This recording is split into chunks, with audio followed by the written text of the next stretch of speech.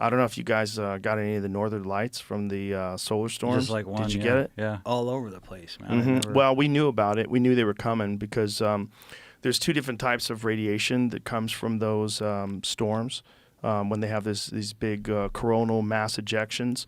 One of them reaches us in seconds. I think that's gamma waves. Is that what that is? That reaches us in seconds?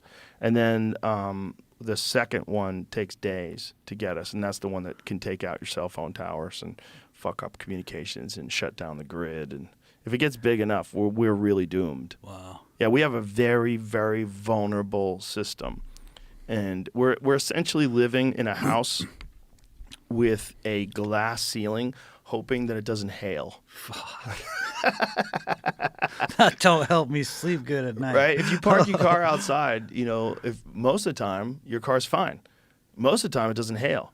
But if it hails, your And you car's got a glass fucked ceiling on that up. car. Your car's going to get fucked up. I'm sure you've seen like damage that hail's caused Yeah. to people's cars. Yeah. Fuck, man. That is an unpredictable thing that happens way more often than these massive solar ejections.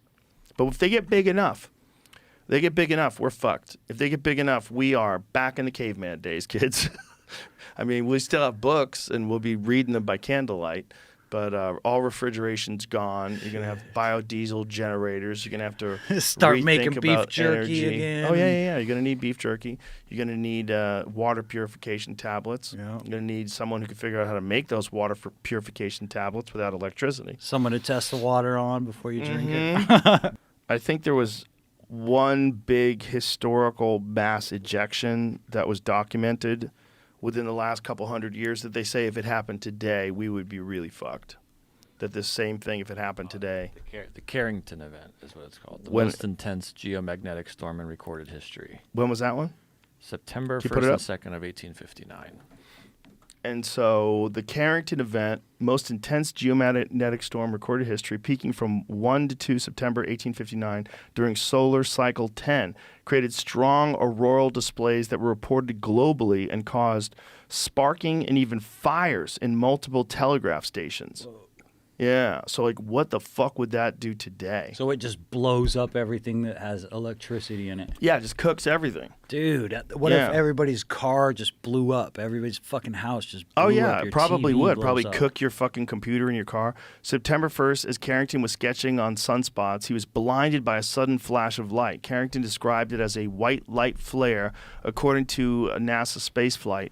The whole event lasted about 5 minutes. The flare was a major coronal mass ejection, a burst of magnetized plasma from the sun's upper atmosphere. The day after Carrington observed the impressive flare, Earth experienced an unprecedented geomagnetic storm with telegraph systems going haywire and auroral displays normally confined to polar latitudes visible in the tropics, according to NASA science. Carrington put two and two together and realized that the solar flare he'd seen was almost certainly the cause of this massive geomagnetic disturbance.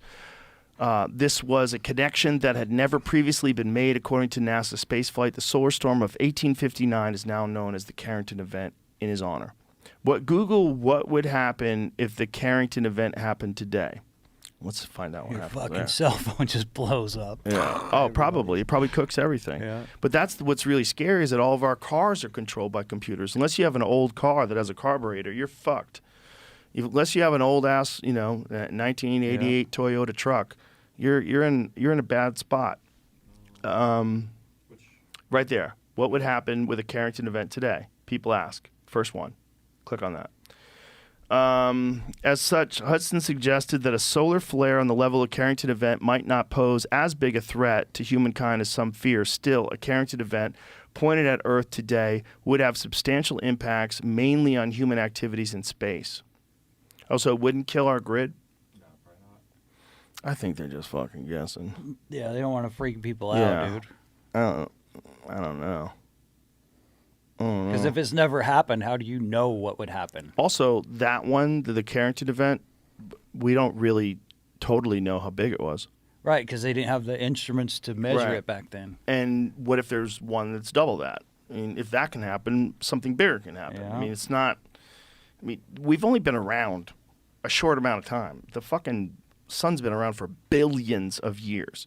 Like, how long is it? Every now and then it shoots off a big wad of jizz Yeah. and blasts us with Fucking some plasma. Just destroys all our technology. He's just up there. You know, when they first started observing gamma ray bursts in the universe, they thought that there was wars going on in space. When they first started detecting these gamma ray bursts, they found that they were happening like every couple seconds all over space. And they were reading too much science fiction. No, they realized they didn't know what it was. Like, what are these bursts? And then they realized there's something called hypernovas. So if a hypernova, like if our sun goes hypernova, that's a wrap. That's a wrap It just for everything. blows up. Yeah, but it cooks And the whole solar system. that's what they're detecting all over the place? Yeah. So suns are always fucking blowing up. Yeah. Well, there's so many of them. Eventually, they reach the end of their life cycle, and if they hypernova, if they're big enough and they have enough mass and they hypernova, that's a wrap for the whole solar system. Fuck.